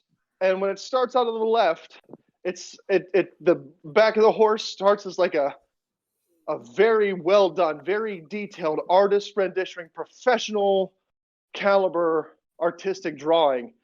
And as the drawing goes to the right, it turns into less and less an artistic expression and more into a 4-year-old's interpretational drawing of a horse. And Beef said something along the lines of, this is what happens with every AEW hardcore match, or something along those lines. Beef, can you explain what you meant by that? Would be happy to. So let me paint the picture again. Tom, I know you had some questions about this, so hopefully I'll hit that. Blood and Guts last night. Great match. I'd say as good as what they do with War Games in NXT. Less flips, but that's okay. They had the top of the cage, which is classic War Game style. Brutal match. I think everybody had color. A lot of really unique shots. At one point, Spears undid the turnbuckle, and I think Jericho hit somebody with like the actual like cable, like the hard ass fucking like metal part of the cable that like twist into the actual post. He hit somebody with that. I think he hit MJF with it, didn't he? I think so. And I love Jericho. I think Tony Schiavone was like, gouge him with it, pick him up and gouge him with it. I'm like, Jesus. I think Santana or Ortiz like had a shiv or something. Ortiz or Santana had a fork, and they were going Abdullah the Butcher style on him. Good Lord! Couple. Sorry, not to cut you off. Like the cool thing about the Inner Circle is they came out all in like kind of almost like prison jumpsuit sort of attire. Like they all had shit on the back. It was like I can't even remember all of them, but like they were ready for a fight, basically. Go on. And like the Inner Circle came, and they were in like black jumpsuits. The Pinnacle came out in like white and purple gear. Like it looked really striking. Couple real bad chair shots. I forget. I think it was Guevara took the first chair shot unprotected, and then later in the match, Wardlow took a shot to the head unprotected. Oh. Fucking, it's 2021, boys. Like, no one's gonna think any less of you. Put your damn hand up. Yeah. Fucking A. But so the match could only be won by submission or surrender. Either a tap out, a pass out, or somebody saying we quit. And the penultimate moment came whenever Jericho had MJF was on top of the cage. He apparently snuck out. Apparently Tully beat up a ref, Bryce Remsburg, and then someone beat up Tully, and MJF climbed to the top of the cage, and he's just kind of chilling up there. Jericho climbs up.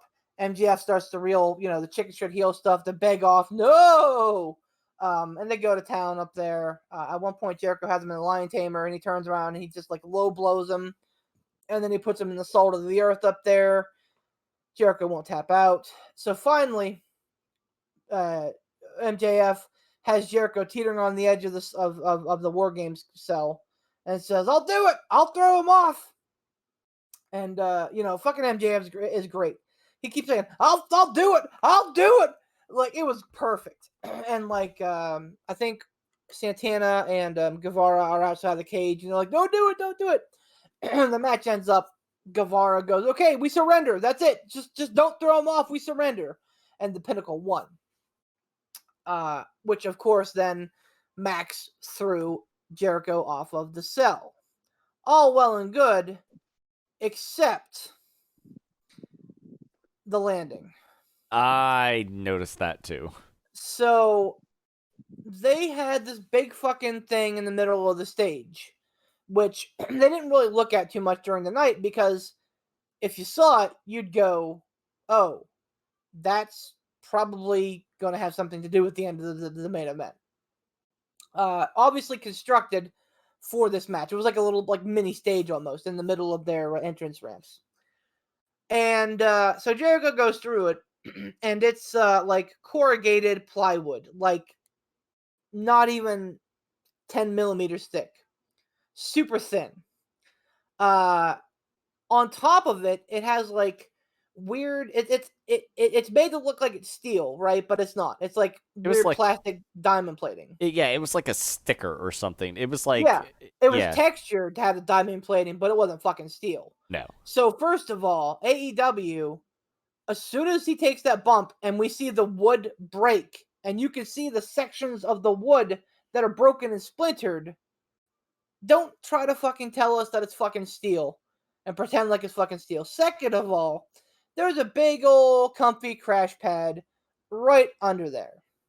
The problem is the angle that they saw it from. Saw Chris Jericho clearly go through this maybe 10 millimeter inch thick plywood onto this crash pad. Very clear. Like, he hit it, and I'm like, man, that's a fucking wet fart. Oh. And exactly. Here's the problem. I dig the ending. So some people are going to really hate the ending. The fact that Guevara, like, surrendered so that he wouldn't throw Jericho off, and then he threw Jericho off. Like, that's great. That's high drama. That's something that you don't see a lot of. You know, I dig it. But just like fucking the exploding death match, the execution was way off. If you're gonna promise this big high spot, fucking deliver. Or at least have the sense to pretend to deliver. And that's a stumbling block that they're making because they're fledglings. They're like, oh, we want to get all the best camera angles and show the people exactly how Jericho falls. Yeah, but do you though? Like, when you know that it's gonna look like ass, or when you think that it may look like, oh, he just fell through a little bit of plywood and onto a crash pad. If you think that angle may result in a viewer going, oh, that's kind of disappointing, fucking back off it. Go to the truck and be like, hey, what other shots do we got? You know, I'm not, and I understand the irony of me saying, hey, protect yourself from chair shots, but I'm here saying, oh, throw him off the top of the cage and have him go into the fucking spikes from Mortal Kombat. No, I'm not saying that. Finish him. I don't want Chris Jericho to take a fucking back bump on a steel ramp. I don't want that. No. I want them to think about their spots, how they look, the placement of the cameras, and wrestler safety. I think NXT does a great job of that. For example, I forget what match it was at TakeOver. Someone got put through the steel ramp. Oh, that was Adam Cole and Kyle O'Reilly. Right. So, like, super innocuous spot, but looks super cool, sounded super cool.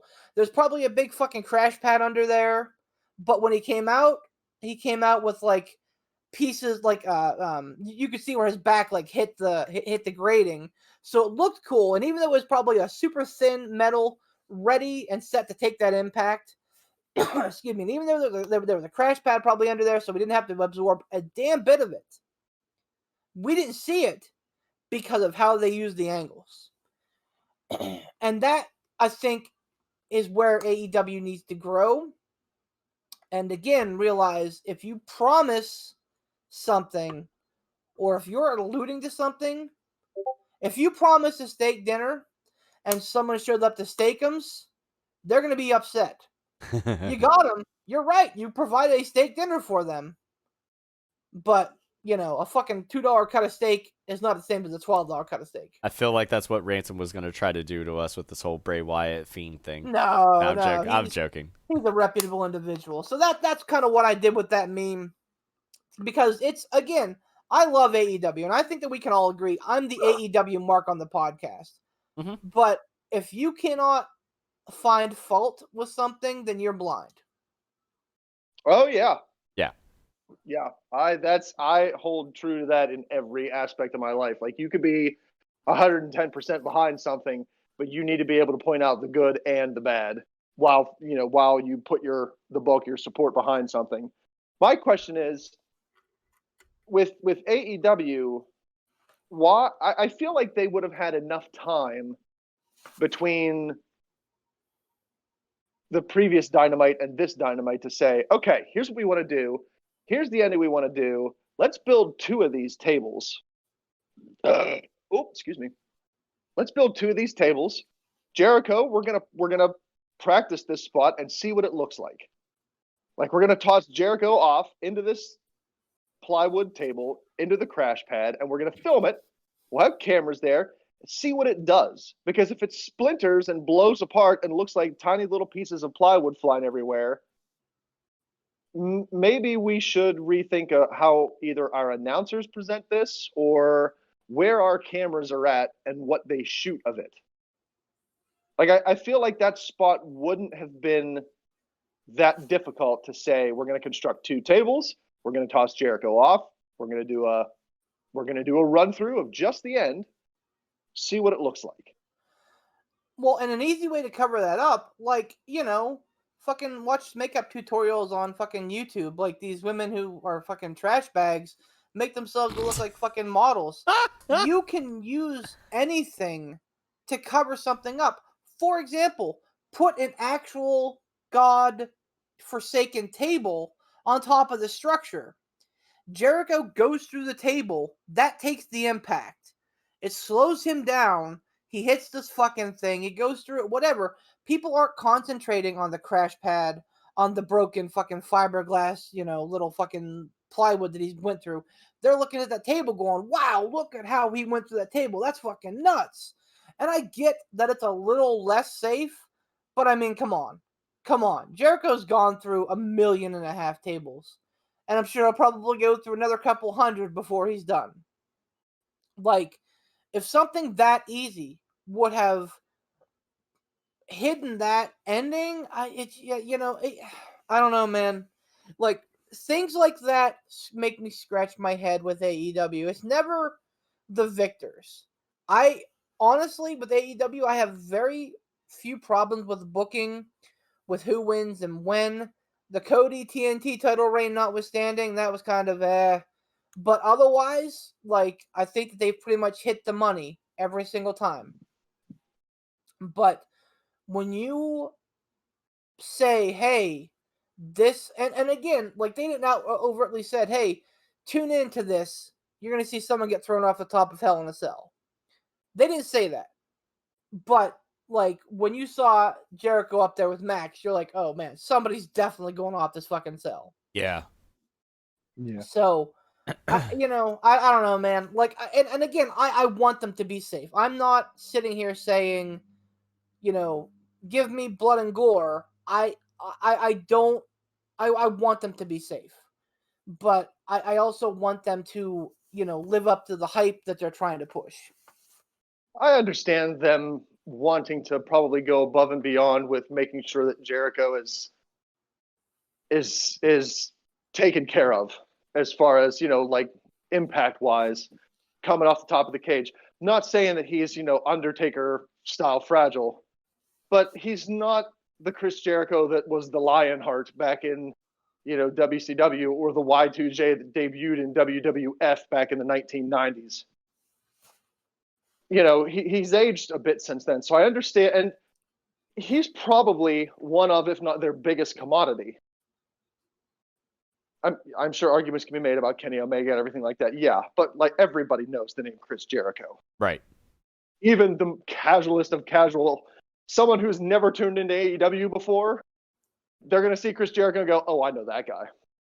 So I get it. You want to protect the money. But I don't know.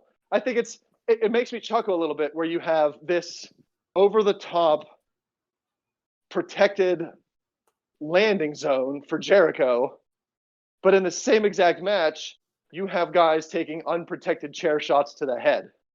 Yeah. It's kind of, it seems very lopsided almost. Like, there's no real in between. It's either you're taking a chair shot to the face, no hands, concussion city, or you're going to land on a big, cloud of puffy feathers. Yeah, and I feel like again, it's one of those things where like they could have done the ending of that if they knew that somebody was going to go off the top of the cage. They could have done it a little bit different to where you could have had one or two of the guys from the inner circle also have gone to the outside of the cage and be down there and be like, no, no, no, no, don't throw him. And you could still have Sammy, give up or whatever and surrender. Then have MJF throw Jericho off and have the other two there to kind of catch him. So he wouldn't have to go through, this fucking, flimsy ass fake stage. Yeah, you'd have the other two there to kind of catch his fall. Because how many times have we seen, how many times have we seen a wrestler go off the top rope and, or something off the top of a ladder, whatever, and dive into a group of like 5 or 6 fucking people. You know what I mean? Like, I don't know. But I'm with you. Like, I enjoyed the match from what I saw. It was very brutal, very physical. There was color everywhere. But the ending kind of again took the wind out of the sails at the very end. From a production standpoint, and I definitely also agree with Ransom. Like, if you're gonna if you're gonna be that worried about protecting people, yeah, you should maybe worry about the unprotected chair shots to the head, because we don't need a whole company full of Chris Benoit's in fucking 20 years. You know what I mean? Oh, good Lord, no. One quick call out though. Sammy Guevara was a superstar last night. Oh, yeah. He wrestled for probably close to 40, 50 minutes. And I mean, so did Dax. Yeah. But Guevara was like yearning and churning and burning, man. He was doing some crazy ass shit whole game long.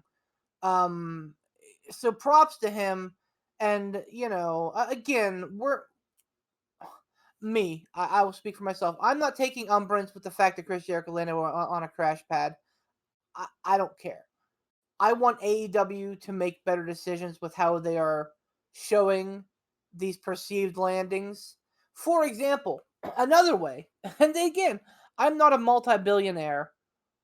I'm a guy that works customer service for fucking peanuts. But I think outside the box.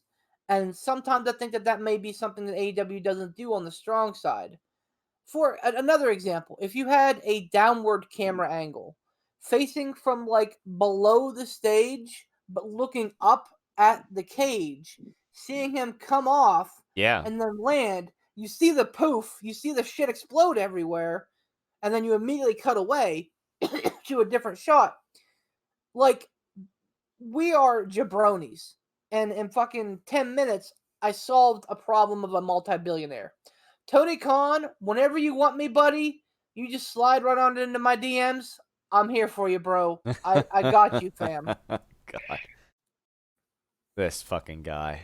No, but I honestly, before you even said it, Beef, that was a thought of mine too. Like, when you mentioned that it was a bad camera angle, my first thought, and I didn't express it back before the discussion really got underway, but like, I thought about it too. I was like, why wouldn't they just do a camera angle from like the cameraman being on the stage and watching Jericho, like seeing the visual of it, him falling off the cage, coming back towards you, the cameraman, kind of almost like a fucking 3D shot then. Like I think that would have been a lot cooler than what they did, but that's just me.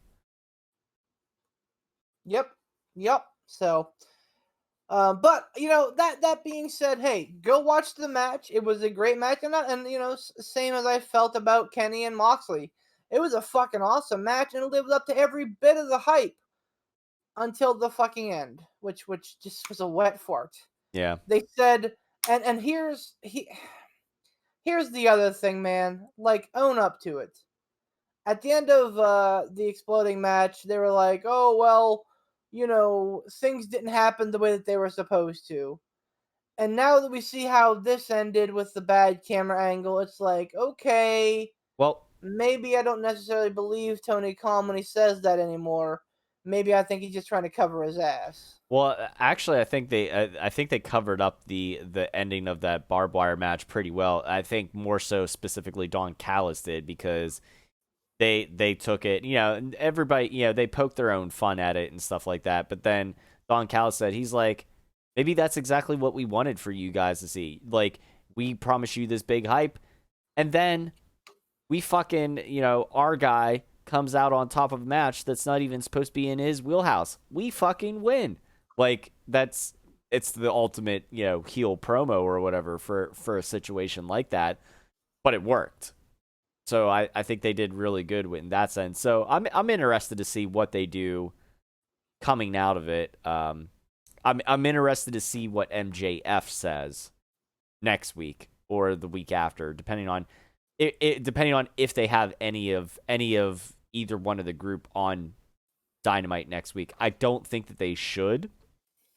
I feel like they should. I feel like they should sell the fact of how brutal the match was or whatever. Because it was. Give them the week off. Yeah. I mean, granted, that's a big chunk of your roster, but like we've alluded to and mentioned before, AEW does have a pretty bloated roster in the fact that, we can, there's plenty of other people that we could have in spots and highlight and stuff like that. I mean, we're all, like Beef mentioned earlier, we're already going to have, it's some a pretty stacked card. Yeah, we're already going to have a stack card as it is with Moxley and his IWGP US title defense. We're going to have the AEW tag team title defense. We're going to have, God, what else? The number one contender match. Number one contender match. They can fill it. Yeah, they can fill it easy. Oh, yeah, absolutely they could. I don't know. I tried. You're gonna have the TNT title match.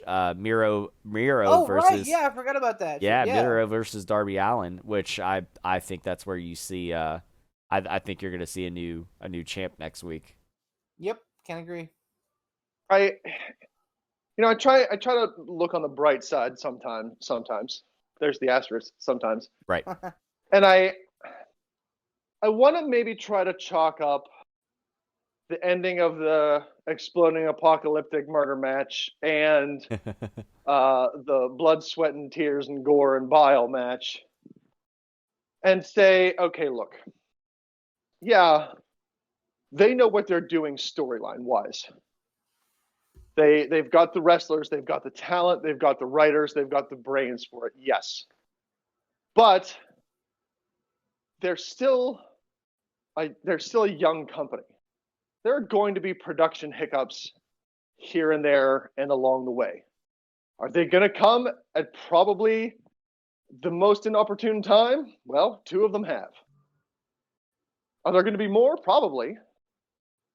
But I'd like to say that maybe as time goes on, the production problems that we seem to have, like Beef said, he has no problem with the match, with the storyline. It's all production. Maybe the production hiccups will work their way out and become few and far between and less involved in high-profile things. I'm sure if we go back and look at some high-profile WWE matches, we can find plenty of problems on the production side. I'm sure if you go back in time when they started to do new things, there were hiccups. I mean, hell, not to be a supreme Debbie Downer here, no one has fallen to their death from an AEW rafter. So I'll give them some passes here. As time goes on, I'll be less inclined to give passes when it comes to production because it's like, okay, time to learn. And if we have any doubts, maybe we do a rehearsal of this one spot to iron out any hiccups. I'll give them a pass for now. As time goes on, the passes will be fewer and far between. Hopefully, no, I'm done. I mean, I was just going to reiterate the same point over and over again. The other big thing that they need to do is they need to give the commentators some ability and flexibility to move away from like, oh my god, I can't believe it. Like, that's what happened at the end of the Exploding Death match. Like, Excalibur was making it out like it was some big fucking dumb thing. And then last night, I forget if it was Shivani or Jim Ross or who, but they said, "Oh, he may have just ended Chris Jericho's career." All right. Now, All right. like, Yeah. take a minute and realize what you're seeing, because they're seeing the TV feed. They're not, they're seeing what we see.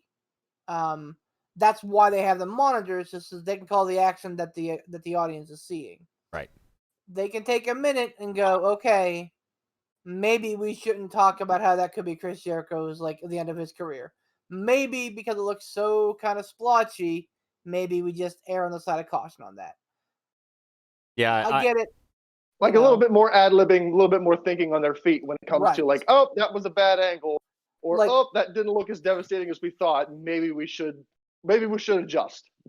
Everybody's always looking for the next, Austin's going to WrestleMania. Everybody's looking for the next big audio clip, and everybody loves the audio clips, man. But you got to be careful with them, because sometimes if something looks like dog poop and you're calling it a pile of gold, people will call you on it. So. Oh yeah, that's just the same thing last week. Like whenever I mentioned about the thing on Raw, whenever Dio Madden, kind of botched his crescent kick or whatever on, I forget if it was Drew or Braun, but it looked very sloppy. I think it was the new announcer, whoever the new guy is on the Raw booth now. He's like, "Oh, what athleticism?" And I'm like, "Really?" Like, I mean, and I was half paying attention to Raw whenever I caught that. You know what I mean? Like, so somebody that's really tuned in, I don't know, just. Beef, do you think it would have gone over a little bit lesser of a wet fart if the announce team had said something different? Or do you still think it would have been just as disappointing, but you give them an honorable mention for trying to cover it? Yeah, I think the latter. I think people still would have seen it and went, huh. But like the fact that the announcers are making it like, oh my God, Jericho's fucking back is broken, like, and I think Jericho knew when he went through it. He was almost like smiling when they were like checking on him, and because they had the whole fucking, the parade of doctors come out and the fucking medical staff and Dean Malenko, and they made a big deal about how Dean Malenko is like one of his oldest friends and this, that, and the other thing. And like, Yeah. Stuff like that needs to be ad-lib too, where like if they're sitting in Gorilla and they're like, okay, that looked kind of weak, let's not, trot out the pallbearers yet, I mean, to be fair, to Ransom's question and Beef's point, like I said, I had it on in the background without any audio cues, and I noticed it whenever Jericho went through, because my question was at the end, like, it seemed like, from all intents and purposes that the Pinnacle won, just the expression on MJF's face. So that was my first question of how that went, because I didn't hear what was going on.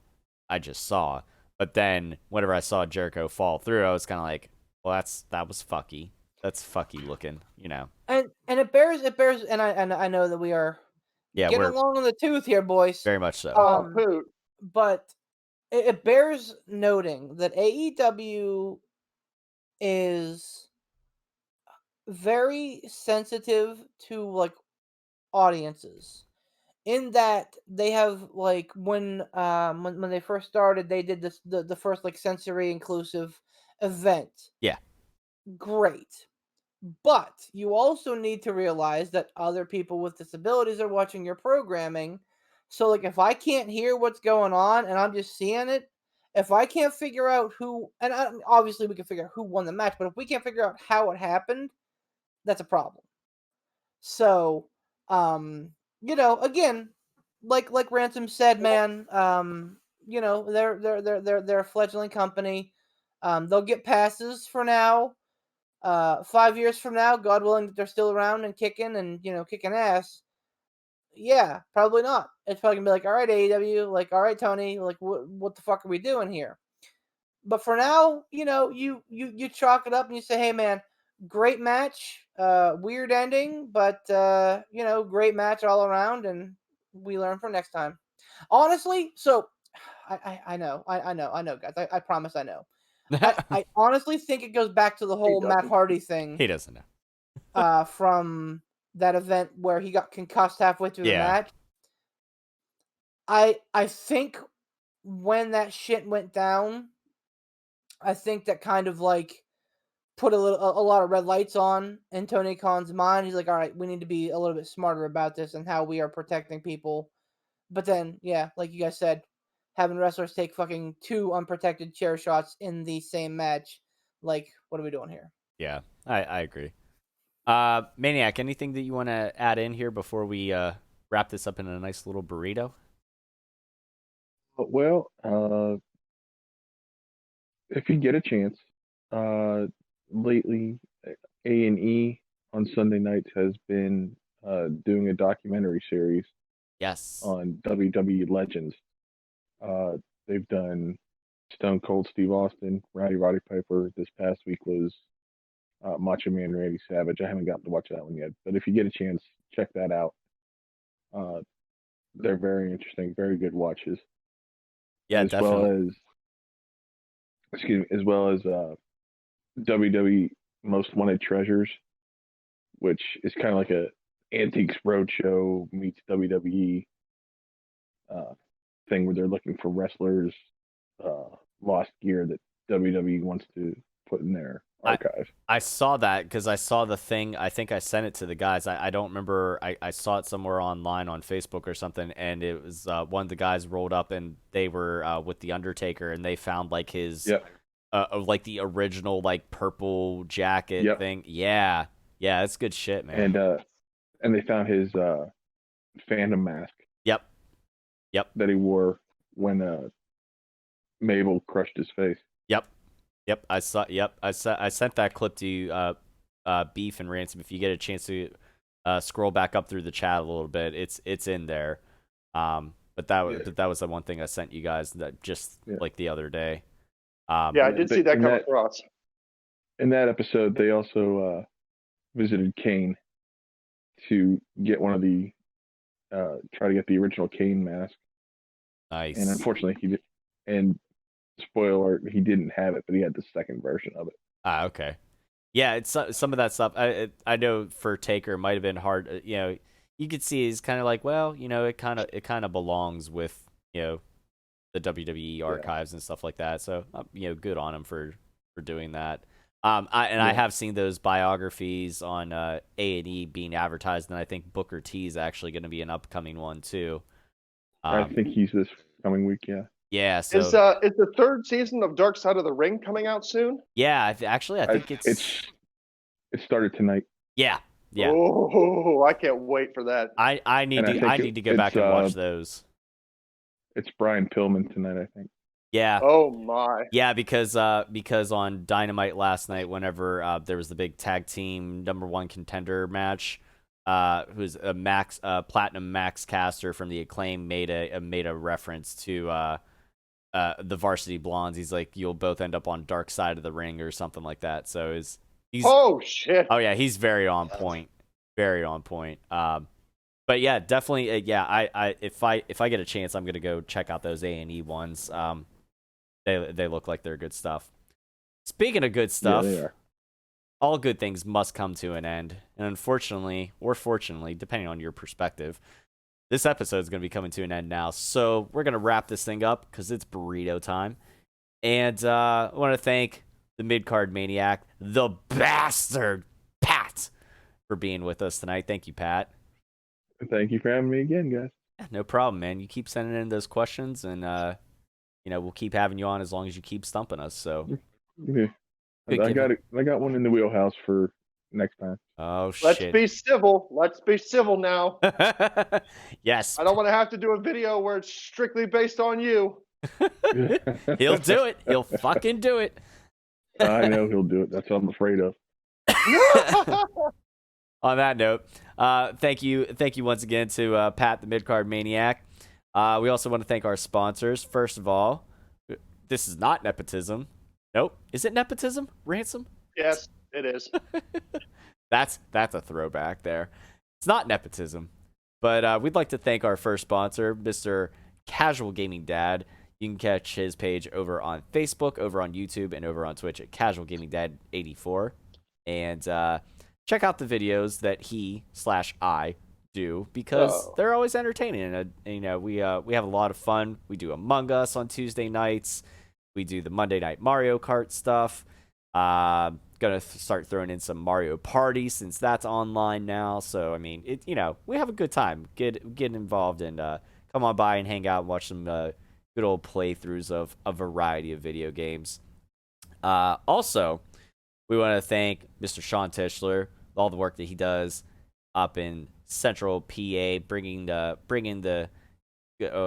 fantastic wrestling of IWC to the folks of Clearfield and Central PA area. And if you guys been paying attention to AEW Dark and Dark Elevation, you've been seeing a lot of our boys from IWC getting showcased on there. So kudos to them and hats off to IWC and Sean and everybody just all involved in there. Keep up the great work. We'd also like to thank another sponsor, the absentee Poot the Bard, and his channel, Poot the Bard. Go check him out. He's been a little bit busy lately, so there hasn't been a whole lot of stuff going on as of late. But if you like video game stuff and you like guitar work stuff and things of that nature, well, then his page is for you. So go check it out. And even if it's not up in your wheelhouse, I'm sure you know somebody who it is. So go tell them to subscribe to Poot the Bard on YouTube. And then last but certainly not least, the man, the myth, the editing legend, Frigoff Ransom, our very own Ransom the Madman. Go check out his page, Frigoff Ransom, over on YouTube, and all the videos that he does, and you'll be thoroughly entertained by all the natural and unnatural sounds that Mordor has to offer. So all the mishaps. Oh yeah, absolutely. A quick note as well, I forgot to mention, if you would like to represent the Pittsburgh Pile Driver podcast and, spread the good word of the P3, we have official Pittsburgh Pile Driver podcast t-shirts. You can find those over at Gould Gaming, and that would be in Casual Gaming Dad's section of the Gould Gaming shop. So head on over there, check those out, because we're still waiting on our $49.99. Never got it. I think we need to fire that intern. He hasn't collected. He hasn't collected. Jared Listenerman, you're out. Fucking figure it out. No support at all. But thank you to all the sponsors. Thank you to everybody for listening. And enjoy this podcast whenever you listen to it. For the absentee, Poot the Barbarian. Hope he's enjoying his time down in Georgia. For Mr. You're right. He's still driving. He might be. He might be. He's driving and driving and driving and driving in a winter wonderland. Yes. Oh, dead. Oh. Dead. Wow. For the absentee Poot the Barbarian, for Beef the Legend, our special guest, Pat the Bastard, Midcard Maniac, Alec, Madman Ransom, Ransom the Madman, whatever he wants to call himself these days, and yours truly, your reigning, defending, undisputed, for now, cruiserweight champion of the Pittsburgh Pile Driver podcast. This is Tiger Bomb Tom signing off, saying, have a great night.